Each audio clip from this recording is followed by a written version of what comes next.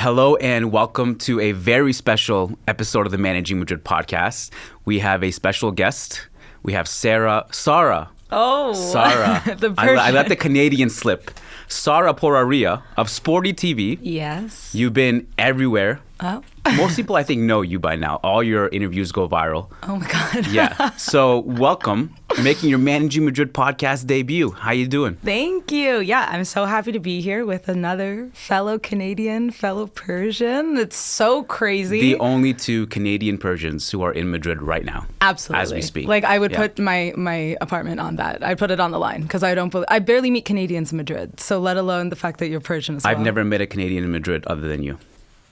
Is that crazy? Wait, I have, but they left. They went back. So now it's just you and me. I guess it's just us two. Yeah. I have a lot of questions. Okay. I'm actually really interested because the Persian-Canadian connection being here is so rare. Obviously, not just being here, but covering the sport. Yep. And we're going to ignore your T-shirt right now. I'm pretending that says Real Madrid. We're in action But today. you came here to start some shit, I guess. I don't know. Oh, okay. But we can swear. this is totally, everything's okay here. Okay, Managing Madrid okay. Podcast. We do much worse. All right. How did you get into this? In Canada or here? Well, let's start from the beginning. Okay. Well, I went to school in Toronto for journalism, and pretty quickly, I went to school originally before. Yeah. I tried to do a poli-sci degree, and I was like, what am I going to do with this, Yes. you know? And so I dropped out of uni. I was at McMaster. Shout out to McMaster. Loved it. But I didn't have, like, any ambition or drive. I was like, I have no idea what I want to do. I'm, like, 22. Get me out of here. So I took some time off, and then I was like, no, journalism. Like, I feel like I've always been interested, and my whole life I've loved football. My dad, coming from Tehran, massive Barca fan. Johan Cruyff is his guy. Like, he was in Tehran watching Johan Cruyff. And, like, to me, I'm just like, that's why I love football, because it just connects the world. Like, thinking about, like, him in the 70s watching Johan Cruyff in Barcelona, like, that's incredible to me. So anyways, loved football, was interested in journalism, went back to school to do the journalism degree. And pretty quickly I was just like, sports journalism, but also just football journalism. Like, wow. My profs were being like, Sarah, maybe you should cover the NHL. And I was like, absolutely not. I hate hockey. Like, I love basketball and whatnot, but it was just, I was so much more passionate about football. So once I graduated, actually, I got picked up by my former work, The Parlay. My previous boss messaged me on Twitter and was like, hey, do you want to work? And it was like a startup as well. So we had a lot of free range. But a friend of mine who I went to school with was an international student from Spain. He did 6 months there, came back to Spain, got a job at Sporty. And then he was telling me about a year into my career covering football in Canada, he was like, I'm working at this new place. It's amazing. And we're looking for, analysts and reporters, and you would be so good at it. And this was about September 2023. And then he said, well, listen, we don't have a studio yet, but check back in January. We're trying to open a studio. So this is January 25 now. And I remember I kept it in the back of my brain because my goal was always to move to Europe, because I was like, if I'm covering football, Canada's not enough.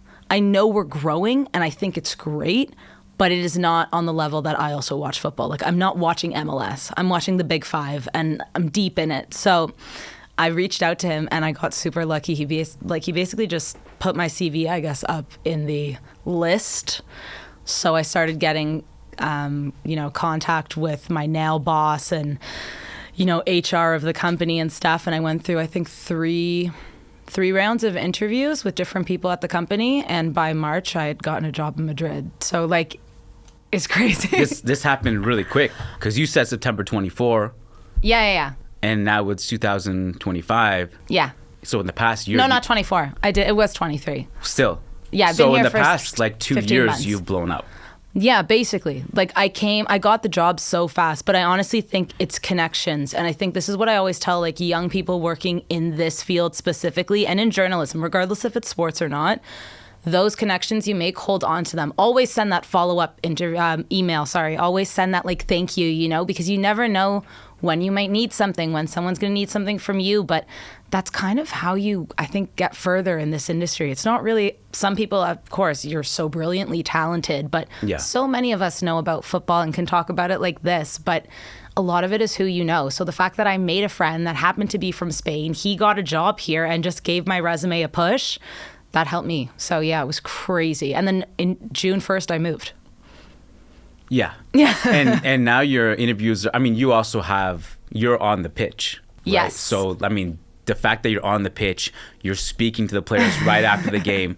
I'm like, you're basically, what's really interesting is that you basically are the Kool-Aid version of me. Because, so what happened with me was the better version. I will not say that, with all due respect. But what happened with me was my father came from Tehran. Oh, love it. And he was a Real Madrid fan. I love this. And so I grew up a Real Madrid fan. I went to university for 4 years. I took psych. Nice. Yeah. For and what? I was like, what was the point of this other than it made my parents happy temporarily that I was doing something with my life, which I wasn't.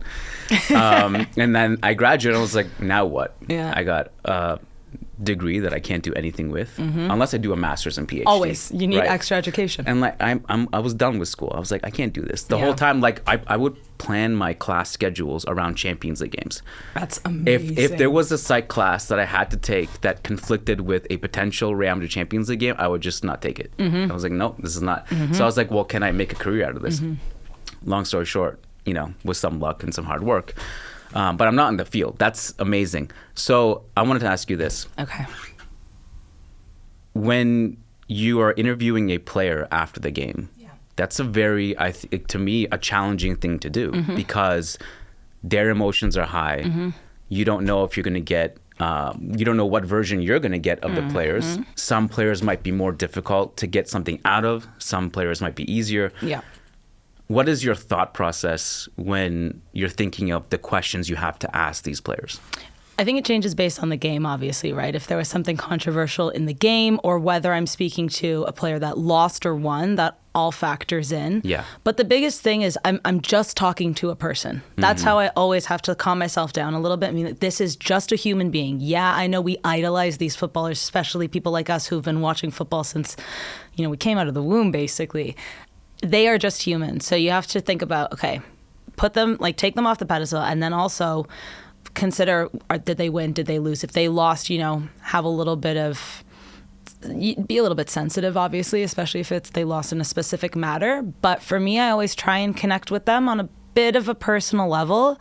And I also make eye contact. I don't know why that for me, I think goes a long way, but some of them get super nervous. Like, I know this is not this is not their job. Yeah. This is that extra thing they have to do, and they probably hate it. Yeah. But I think I always try and look at them when they're talking, and when I ask the question, I'm looking into their eyes so they know I'm here, I'm listening. And I don't know if it makes them more nervous, but I feel like it shows a level of professionalism instead of kind of just, looking around, because there's always players walking by too, and just kind of be in the moment with that person. But the first interview I did in Spain here was Axel Witsel. Okay.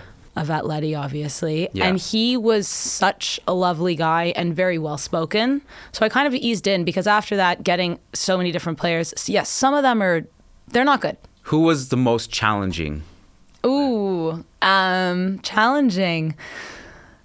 I think Trent was really nice, but with Real Madrid in general, they're so media trained. But that being said, Jude and Thibaut Courtois, amazing. Unreal. Talk so much. Thibaut Courtois also, he doesn't care. He's honest. He'll throw his teammates under the bus, and I'm like, tell me who. Yeah. But Jude is such a lovely guy. Trent, I found, was so nervous because I got him at the Club World Cup. So this is his debut for Real Madrid. Yeah. And I was just trying to break that wall down a bit. So it was a bit challenging because I was like, I get it. You're now wearing, the white shirt for Real Madrid. All the pressure is on you. Everyone knows you of Liverpool and the way that, you left that club and that whole situation.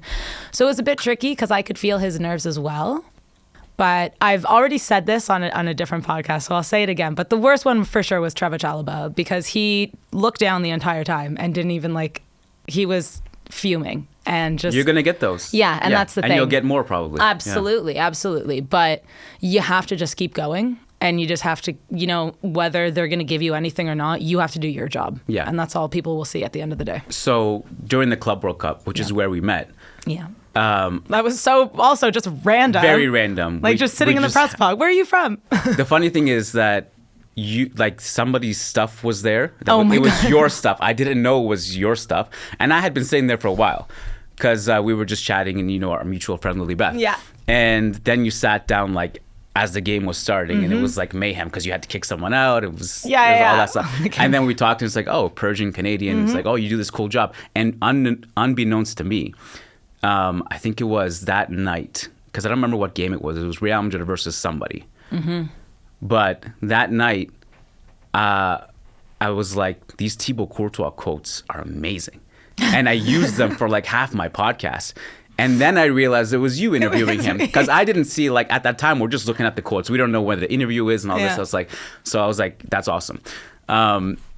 Courtois is unreal. When he speaks after the game, it actually makes our jobs easier because I can literally just look at his analysis and kind of copy and paste every word a little bit. Like Courtois said this and he's never wrong. Mm-hmm. We made the mistake. Yeah. We did this, we did that. Whereas other players will kind of sugarcoat it, right? Yeah. Yeah. I got Dean Howson as well, actually. And it was after the first match. Was that challenging? No, I actually thought he was great. Mind you, it was only horrific because that was after the 1-1 draw to Al Hilal. Right. And if you remember that, it was 40 plus degrees. So I felt so bad because he was talking to me and dripping actually on the ground. I'm holding the mic, dodging sweat. And it was just, we talk about the temperature at the Club World Cup, obviously. But I felt so bad for him because I was like, you just want to take a shower. But I actually thought he was great. He was super well spoken and he pushed through it. And have you spoken to him? I have not spoken to him. Have you heard? Because you of course. So in Miami, because their base camp was in God knows where. It was 2 hours away. Everyone hated going there. Palm Beach or something? Yeah. Horrific. And it's Miami. So you got to get in a car, you got to rent a car. Anyways, so there was one day where it was him who had the media availability and all of the Spanish journalists were so pissed because they were trying so hard to ask him questions and he would just go, see, one word. Really? Every answer was one word and everyone complained we came all the way here. He didn't care. It was that's just him, man. I don't know. So he must have liked you. Well, listen, thank you, Dean. Thank you so much. Dean. Yeah. Yeah, but he's awesome. So I wanted to ask you about your view of Xavi Ball. I know you want to come here and talk about Barca. We can talk about them in passing if you want. But you've seen Xavi Ball up close since the beginning, from day one, Al Hilal. That was the first game, right? Yeah. Till Marseille a couple nights ago. Yep. What is your assessment? Do you see progression? Mm-hmm. Where do you see it headed? I really like Xabi Alonso as a player and as a manager. Even as a Barca fan, I think you can respect the man that he is, what he did not only for Real Madrid, but for Spain. From Leverkusen now to Real Madrid, I have a lot of respect for him. I think being a manager of Real Madrid is maybe the toughest job in football. One of them, maybe besides Manchester United. But I like that what I saw at the Club World Cup, let's start there. He's not scared to implement his ideas. And that's also what Courtois said after speaking to him, after I think the Al Hilal match as well. I think I got them both, Dean and him. Yeah. And they said, we're still trying to change the Carlo Ancelotti ways. But you could already see from match day one that Xabi was fearless and he said, this is how I want to play. I know Don Carlo was, well respected in Real Madrid and in the world of football, but things need to change and I'm going for it. So I like that kind of, fearless football. I also like the fact that he's not scared to put you on the bench. Vinny Jr., case in point from the Marseille game, starting Rodrigo. I think everyone lost their mind when they saw Rodrigo starting because there was a big point in the summer where we all thought he was headed to Arsenal or City or wherever. Yeah. So the fact that, okay, you're stuck with this player, whether or not you want them or not, you're going to use them because it's still a talented footballer. For sure. Vinny, depends on the day. Vinny can be one of the best footballers in the world, no doubt, but comes with a lot of baggage, it seems, unfortunately. And, you wonder about his decision-making sometimes. And so for me, I love that he's doing that because for him being a former Madrid player, he knows what this means to the team, and he knows how big Real Madrid is in the world of football, that he says, the badge comes first. I don't care if you are Kylian Mbappe. If you're going to be playing bad and not up to my standards, get on the bench. And I think that's something that Real Madrid need. I think it's something that they do need. I also, because you mentioned it's the most difficult job in football to manage that team.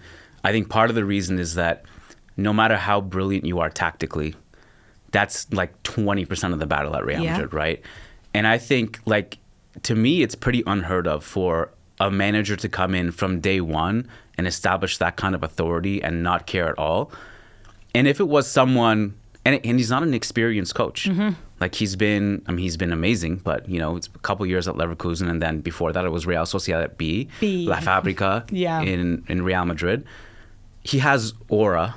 Yeah. Like, he does. If anyone else, like, there are a couple exceptions to inexperienced managers who can come and have that authority. Like Zidane was one. Zidane could do whatever he wanted to. Literally. Xabi Alonso can pretty much do whatever he wanted. As you and I were talking off air, he's winning right now. Yeah.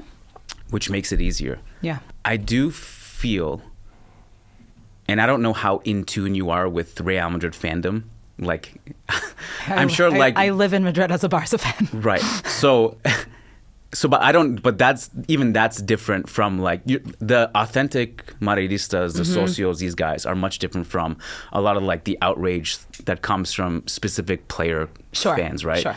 So, like, the moment he starts losing, if that happens, it's going to be hard because the press is going to grill him. Like, why isn't, like, you're going to hear stuff from Vinny's camp. That's going to be difficult to deal with. To me personally, just like my personal view, I care about the team winning. Of course. And so I care, the success of the players come with that. Yep. Right? So if a player is successful at the end of the season, that it should mean that the team was successful.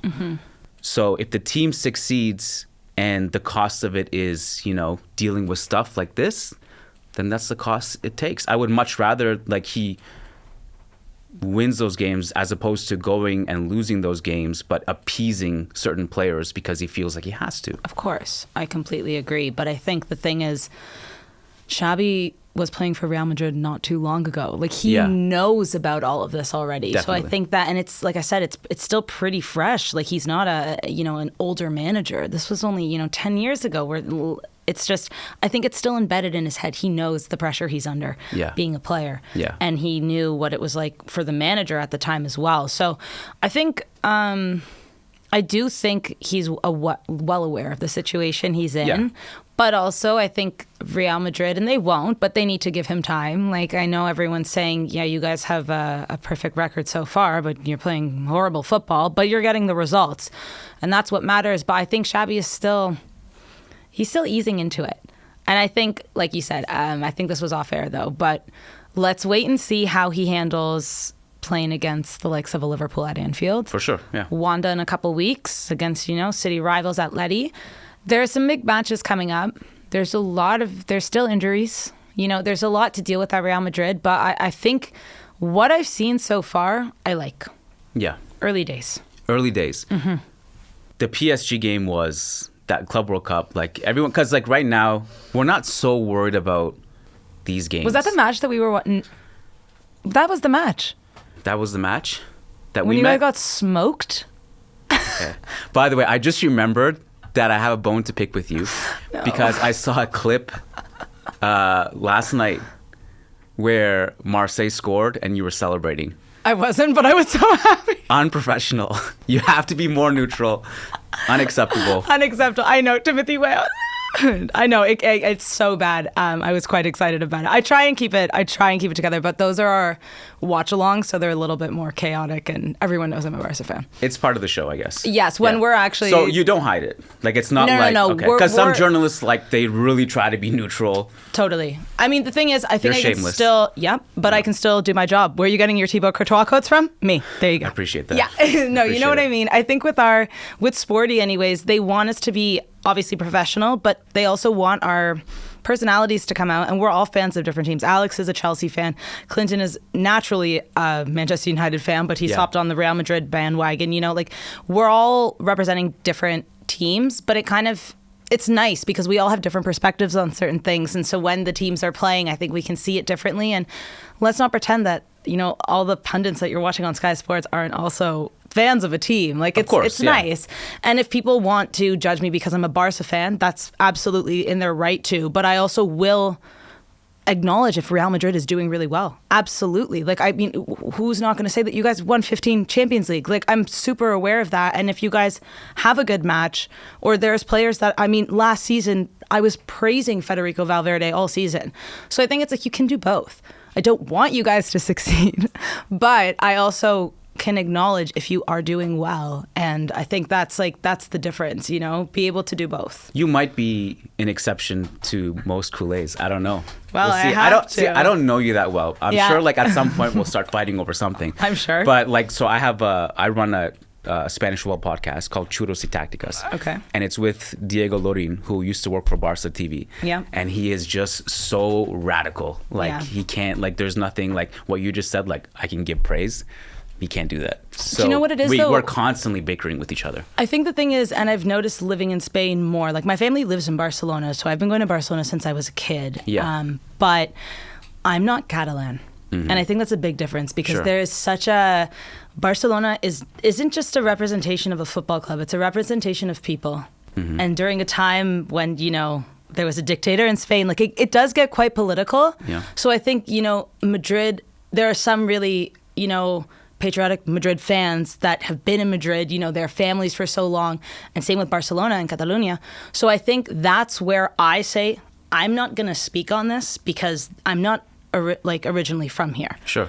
I'm a diehard Barca fan, maybe more so than some of these Barca fans, but there's politics involved in it as well. So I don't know if that's where maybe he's coming from and that's where things get so heated. No, I think for him, this is my theory. Mm-hmm. I think there's generally more hate that comes from that direction, Barcelona to Real Madrid, than vice versa. I actually think you're crazy for saying that. Well, I think you're crazy for disagreeing with that. My Twitter is so just Real Madrid fans watching Barcelona, and I'm like, stop, please. Look, I'm not saying it doesn't exist both ways, but if it was like a scale, I'd say like 55% the other way. Really? I'm not saying it's a huge discrepancy, but I think it's more from the other side. Okay. Having said that, let's not pretend that neither of us are not obsessed with the other club. Gotta watch your ops. Like Barcelona fans are obsessed with Real Madrid and vice versa. And whoever says they're not, they're kind of lying. But where were we going with this? No, for him, I think it's a lot of it is that he feels in his bones that Real Madrid are a very corrupt institution. Are we gonna lie though and say that most football clubs aren't? Unfortunately. Well, this is my point. If you wanna get into it now, but I think there is really no one exempt from this. No, but that's how I feel. In the end, we all have to accept that no matter who we support, we're not supporting these. We don't put halos around these. We shouldn't put halos around these clubs and players and stuff. In the end, everyone has their stains. But I think for him, he really buys into the Mezcun Club thing. And for me, it's kind of bullshit.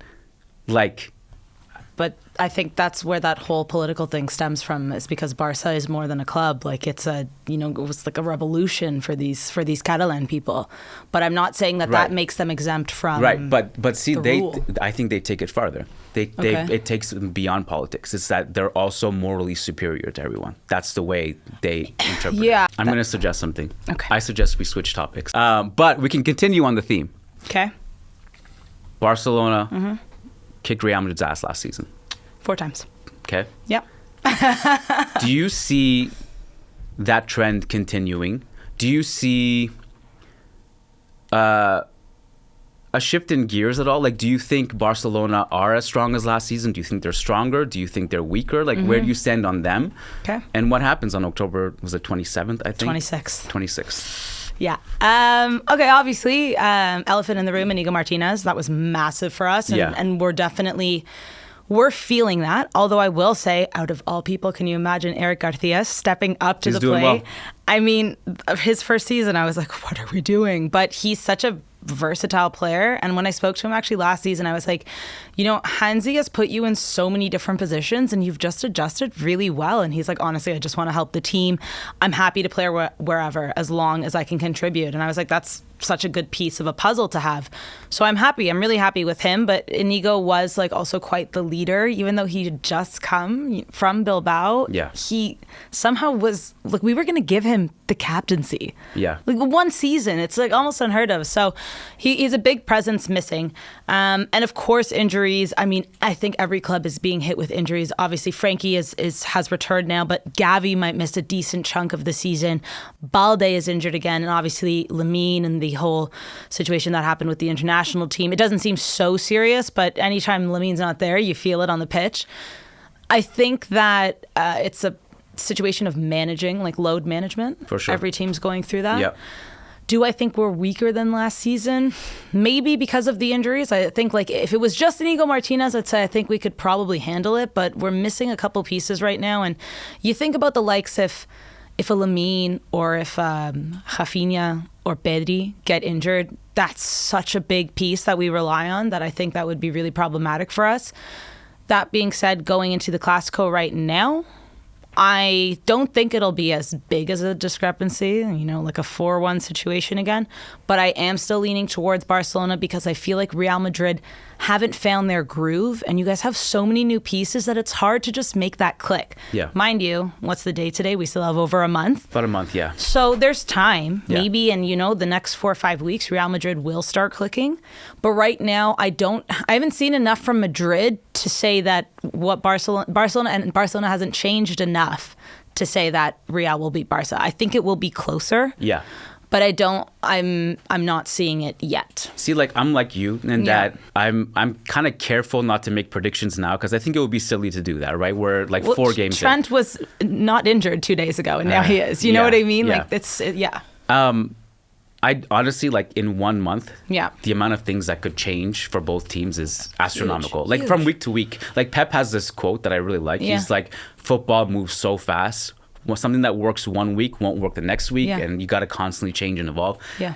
And I always think about that quote, like when I'm analyzing teams, I'm like, this could look totally different for everybody in a month, 2 months, Christmas, who knows? Isn't there another international break in October before the Clasico? Yes. So Yeah. great. Yeah. I mean, one thing that's different too is that Jude is way ahead of schedule. Like, Yep. And I think he would have played against Marseille.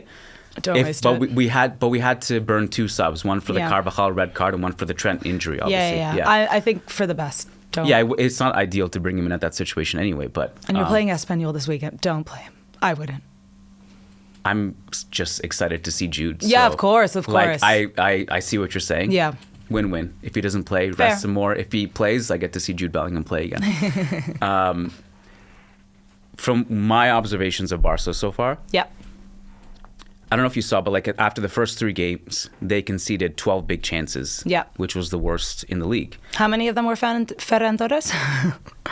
No, they conceded. Oh, sorry, they conceded. Yeah, Sorry. conceded. Wasting is a Yeah, totally yeah. different thing. But like when I saw that, I was like, yeah, this is basically like a lot of it was Levante and I think Mallorca. Was that the second team? The third No, team? it was Rayo.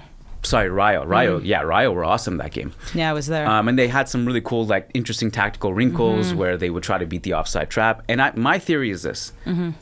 I think everybody saw 1 year of flickball. Yeah. And he killed everyone, basically, except for Inter. And then everyone's seeing now, like, okay, so this is what we need to do. For the love of God, just stay onside. Rayo were able to do that really well. Levante, too, but they just couldn't convert.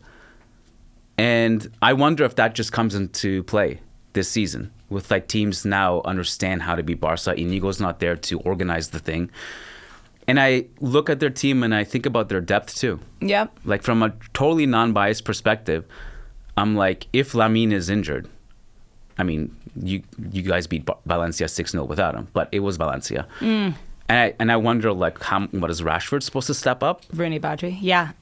So that's if I was a Barca fan, those are the things that would probably worry me. Depth and is the 100%. defense as strong as it was last season? Yeah, 100%. No, I completely agree with you. And like I said, there's certain pieces that even if you have the depth, they're just too crucial to the game. And that's Lamine, Pedri, and Rafinha.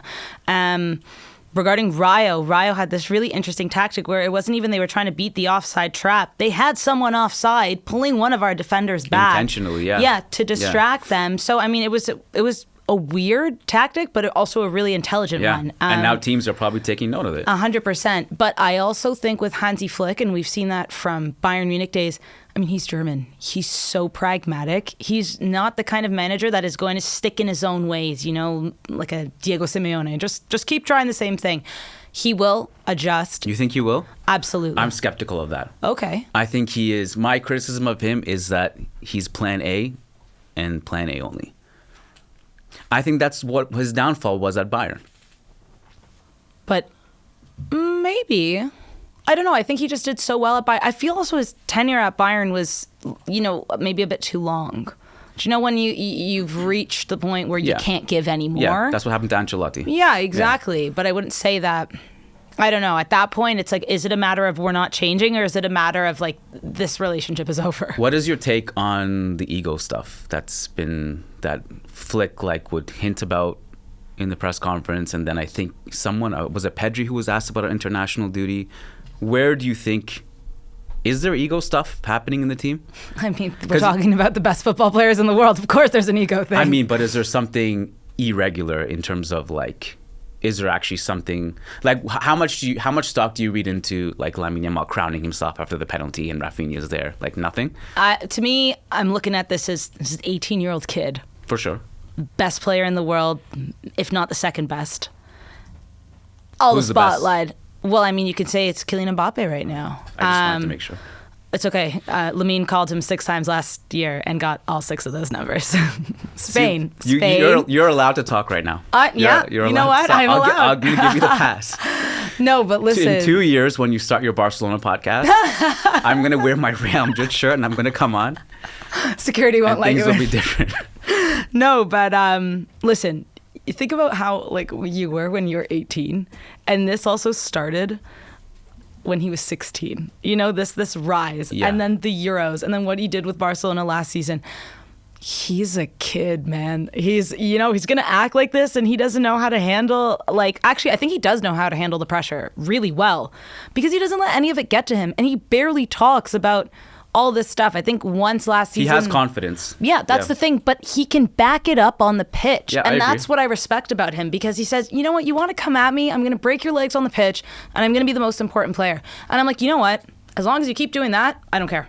Because there are points where I'm like, you know, I see, and I think a lot of the influences maybe from his dad, and I don't know if this is just speculation because I don't know, but you do look at it and there's such Neymar vibes, and you're like, for the love of God, just focus on the football.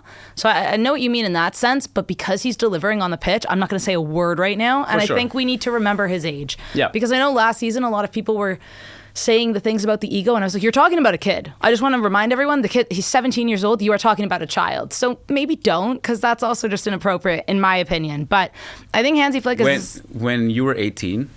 No. No. No. Because when I was 18... We don't want to know her. My head was big. I can't imagine what my head would be like if I was one of the best players in the world. I think it's also like you're still like hormonal and going through like all these weird changes in your life and trying to become an adult, but so not there yet. And so there's so many things on top of it, like you said, and then being like one of the best football players in the world. Come on. It's not easy. So like as long as he keeps delivering on the pitch, I'm just not going to say anything.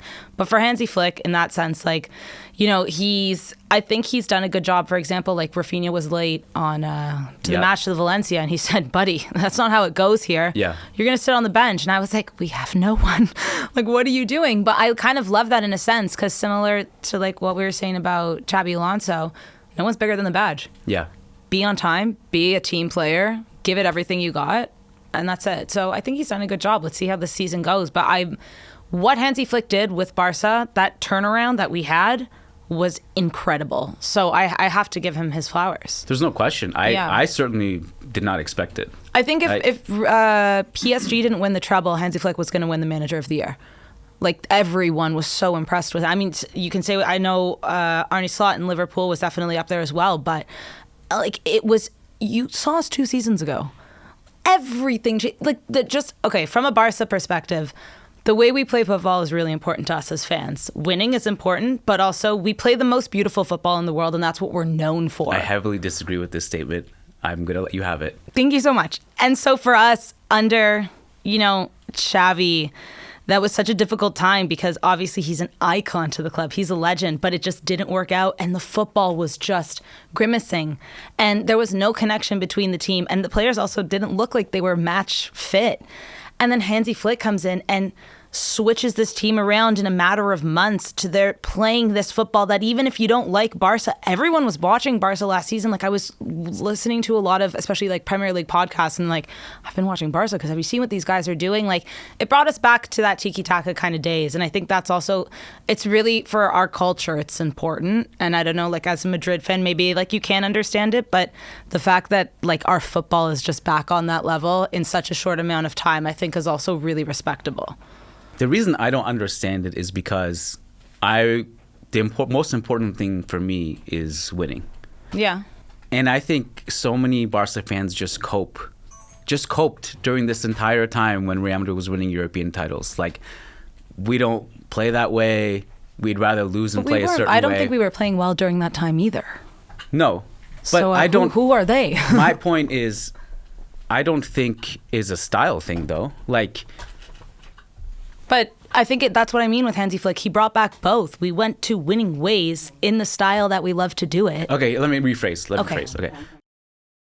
We took a break, and actually our best conversation was during the break. Oh. And no one will ever get a chance to hear it, unfortunately. Okay, so back to my point. My question to you is this. Yeah. Would you rather win the Champions League playing a disgusting low block, or get like the Champions League quarterfinals playing the most like heavenly, angelic, stereotypical, beautiful tiki-taka football? Stereotypical. You can't even say stereotypical. Everyone loves it.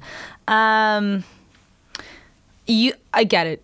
The point is to win the trophies. I just think, and like, if there are any Barca fans listening to your podcast, there actually are. Okay. Like in the past year, because they've been better than us, they've come out. They didn't exist like 2 years ago, but in the last year they've all just come out. They didn't exist. Where have I been? I don't know where they've been. Well, I think it's good though that you listen to podcasts of teams that you might not support though either, just to get different perspectives. I always do. It's called hate listens. Like, you know how you do hate watches of your rivals? You also do hate listens. But also, okay, maybe it's to hear their tears. Maybe it's also my journalism perspective, because it's like it gives you a different perspective on the game, let's say. So I recommend it. Listen, I think for the Barca fans that are listening to this right now, they can understand that that's a really tough question. Of course, I have to say I'd rather win a Champions League, but it's difficult because do you remember the La Liga season we won? Xavi's first season, he came in like November and we won the league that year. I remember feeling empty. Like I was like, we won. We don't even count that as a win. We won La Liga, and we were like, I speak to Barca fans, and they, I say, when was the last time we won? They don't even consider that. Why? You don't think they played good football that year? No, I don't think so. I think we played good enough to beat out you guys or Atleti or whatever, but it wasn't, do you know what it was? It wasn't something that we were proud of. Like we couldn't say, look at that. That's chef's kiss, like the way that is like a portrait, that's a painting.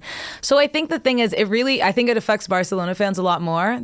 Like I said, the answer is you want to win the Champions League, you want to win the trophies. Yeah. But I think for Barcelona fans specifically, maybe more than any other club in the world actually, the style of football is super important to us. Okay, so let me put it this way. Like just as it's a kind of a theoretical conversation a little bit, but like low block, I'm not down with low blocks necessarily. Like I think, like for example, with Real Madrid specifically, with that amount of money and that talent in the field, you should be probably imposing yourself on the opponent rather than reacting to it. Now, smaller teams who have a smaller budget, I'm totally okay with it, right?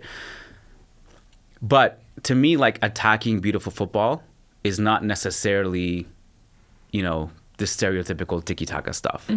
Like some of my most enjoyable moments as a Real Madrid fan was Mourinho's counterattack. Yeah. I was like, this is fun as hell. Yeah. 2013, 2014, La Decima, the 4-0 against Bayern. That was just like defend and then Bale, Cristiano, Benzema, bam, bam, bam. I was like, this is really fun. Yeah. The statistically speaking, the most attacking team in La Liga history was Mourinho's 2011-2012 team, which was pretty counterattacking football. So I guess my thing has always been there's more than one style of play.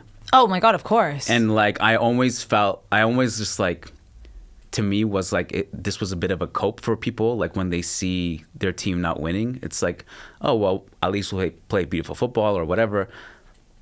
The low blocks, really disgusting low blocks, sure. But in the end, even that, I would prefer winning that way. Yeah, no. Like I said, it's the same thing. But I also don't think I was going around personally in the last, before last season, the last 5-6 years saying, well, at least we're playing good football. Because we weren't winning and we weren't playing good football. Sure. So we got neither. So I think, but I completely agree. There's different styles of football. And I would never say that the 2011-2012 Real Madrid, that was so fun to watch and it was so offensive. But yeah, there's definitely different styles. But regardless if it's Barca or not, if I'm as a neutral watching, Liverpool and Napoli, let's say, in a Champions League final, imagine, I still want to see good football from both sides because there's nothing worse to me than let's talk about PSG beating Inter in that UCL final and all of us wanting to off ourselves because that was the worst Champions League final, maybe besides Liverpool and Tottenham. Like, to me, even as a neutral, I'll sit there and appreciate a good team playing well and then they win too. Amazing. Or two teams going at it band for band. Like, I love that. But I hate when it's just Inter were just unbelievably disappointing. Sleeping yeah, I don't know on the ground. What that was. Yeah, but that's what I mean. Like, that was so, we're neutrals watching that. Yeah. And I'm thinking, this isn't nice to watch. Sure. Okay, so we're almost out of time here. Okay. So I have some questions for you to rapid fire. Oh, no. Okay. Have you been to the Tim Hortons in Madrid? No, and I will never go. I hate Tim Hortons. I've never done it. I just wanted to see if another Canadian has done it. No, but why is there one here? I don't know. Well, there used to be, like, years ago, they did a Tim Hortons boom in Madrid. They had it like on every corner.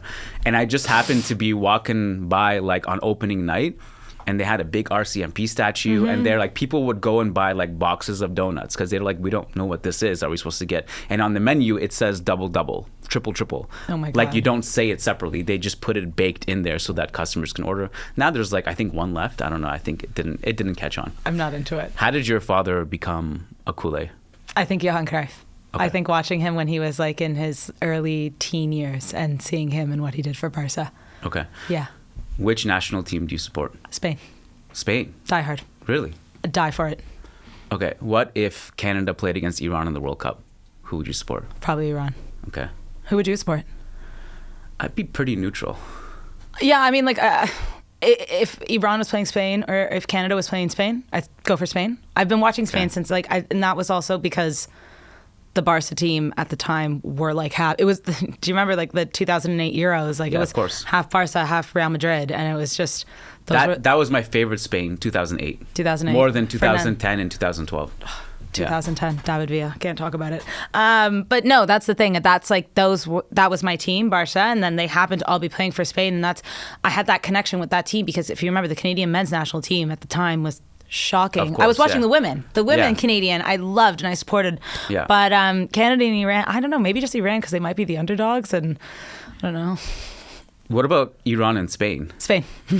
Like, Spain is my national team. How would your dad feel about that? He'd probably be cheering for Spain. We had Iran and Spain, right? Yeah. We did. Yeah. And Iran actually almost won that game. Yeah. No, totally. I mean, I think my dad's realistic. Like, he's happy for Iran, but at the same time, I mean, he probably has a closer relationship watching most of the Spanish players because he's watching Barca week in and week out. He's not watching Persepolis like he was back in the day. Right. Who's your favorite Iranian player of all time? Ali Karimi. Okay. Yeah. I was ready to hear Ali Daei. Ali Daei is OG, obviously, but I don't know. I just loved Ali Karimi's, like, just the way he dribbled. Okay. It was so fun to watch. Not Mehdi Taremi. I don't really have a connection with current Iranian players. I don't know, it's weird. Like when I was a kid, it just felt different. Like me and my dad, we would wake up because the time zone difference was like 4 a.m., 5 a.m. to watch the World Cup qualifiers against Bahrain, Qatar, whoever. Oh my God. So you're way more into the Persian team than back when I was a kid. Now I don't really have a connection with them, to be honest with you. Yeah, fair. So even like the last World Cup, I was pretty neutral. Like Iran, USA, I was just kind of like watching it with zero emotion. No, I was. You were into it? Yeah. Okay. Who's gonna win the World Cup? Spain. Yeah. No, that's my. I mean, they're one of the. They're definitely one of the favorites, but I would be a fool to not talk about France. And they're always a contender. And something about Kylian Mbappe this season, I feel like he's on his villain arc. And I actually said this on my show earlier this week. I agree.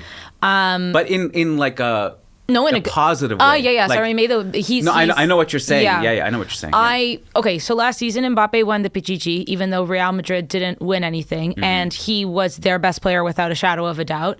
Yeah. And that was still like not even the full Mbappe. That wasn't 2022 World Cup Mbappe. That wasn't 2018 World Cup. That wasn't Monaco Mbappe, and he's still playing at that level. Now I'm like, oh. That's the scary thing as a Barca fan too, for sure, and as a Spanish fan. I see that Mbappe and I'm getting 2018 flashbacks, and I think PSG winning the treble, the season he left, did something to this guy, and he said, World Cup year, I'm unhinged. Yeah. He's going to go crazy for you guys, and he can carry France on his back by himself. We saw what that he did against Argentina in the final. So for me, you have him. You have Desiree Doué. You have Michael Elise. Like France, they just produce players like crazy. So I'd say it's probably between Spain and France. Maybe shout for Portugal. They're looking good, but I think Portugal look great. Yeah. Someone actually asked us on the podcast. Okay. A Real Madrid fan. I thought it was a shocking question. Okay. But there are Real Madrid fans who are like torn on this. They were like, would you rather... Oh my God, I know what the question. No, this is an actual question that someone asked us on the podcast because we have like mailbags and stuff. Portugal winning? Not only that, they said, would you rather see Real Madrid win their first treble or Ronaldo get a World Cup this year? I'm like, well, that's a no-brainer. I mean, I would love to see Ronaldo win the World Cup, but I'm obviously taking the treble. I would take just the Champions League over Ronaldo winning the World Cup. But I'm going to flip it to you.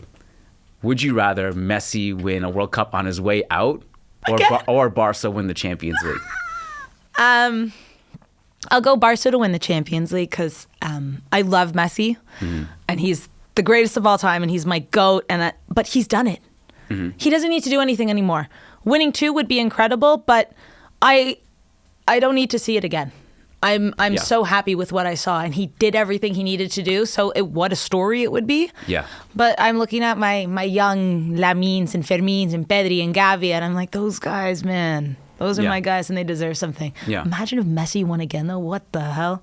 No, I don't think Argentina will win it again. And also, Messi came out and said he might not even make it, and I started crying. So he's gonna be there. Come on, I think they're both gonna be there, but they're old. Like, it's not that far away. I know, but I'm just saying, like. Are you gonna go to the games? We're not gonna say anything, but it's looking very likely. Okay. We're gonna rely on Sporty TV. Sporty TV. Okay. Send your girl back. Last one. Who's going to win the Ballon d'Or? Oh, wait. The one in like tomorrow? Is it really that close? It's September 22nd and it's September 18th. Oh, should I have said the date? That's fine. Doesn't matter. Cut it out. Dembele's winning. They already came out and said he's going to win. What do you think about Dembele? Okay, last one. What do you think about Dembele winning the Ballon d'Or? Because I know he's never played for you guys, and maybe there's because I know Barca, Dembele, blah, blah, blah. Yeah. But to me, I think Dembele winning the Ballon d'Or is like, it almost seems like a prank. Like, you're going to tell me Ousmane Dembele is the best player in the world?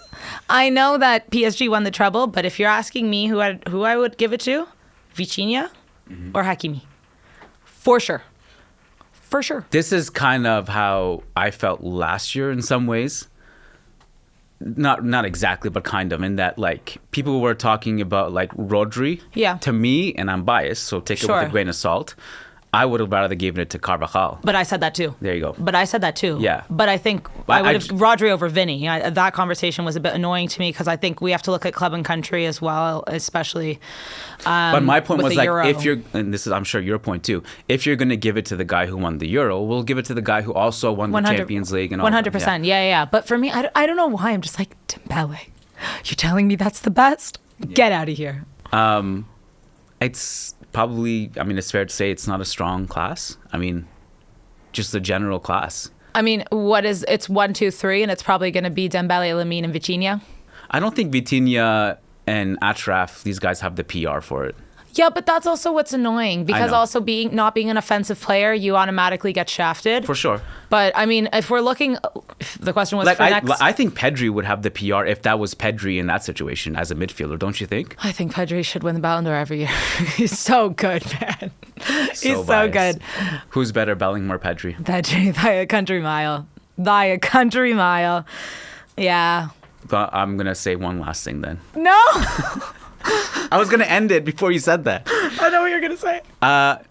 Look, I know who I would take, and I think Pedri's a great player. Mm-hmm. But that aside, I think a lot of people forgot how good Bellingham was. Well, you notice it when he's not playing.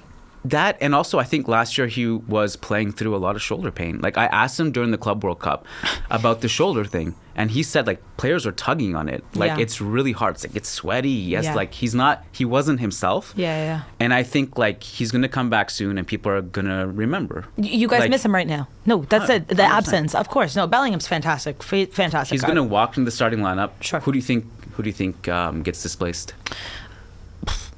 Such a difficult question because for me right now, Chouameni has been really good and defensively especially, but Arda Güler also kind of has solidified his spot. But then I'm thinking, hold on, Fede? No, but you missing the Masantuono kind of Brahim on the right wing. They'd have to play a different formation. That's the thing. And for me, it's that right wing then because I think Franco has potential, but he's young and he's not ready yet. What we saw during the Club World Cup, it was not a 4-3-3. Yeah. I think it will revert something back to that. Yeah. But I could be wrong. I don't know. Xabi might have something else in his mind. We'll have to see. Sara Poraria, thank you so much. Thank you for This was much more difficult for me than I thought it was going to be. I didn't know you were going to come out with your guns blazing with your Barca shirt. It kind of threw me off my game a little bit. Sorry. But I do appreciate your time. And your pitch side interview is awesome. Thank you. Everyone should go follow you. Sara Poraria. Sara Poraria, Sporty TV. Poraria. Put some Iranian. Poraria. That's Poraria. Poraria. Sara Poraria. That's the super Persian auntie in me. Yeah, socials, Instagram, Twitter. You can find me there. Awesome. Thank you so much. Thank you.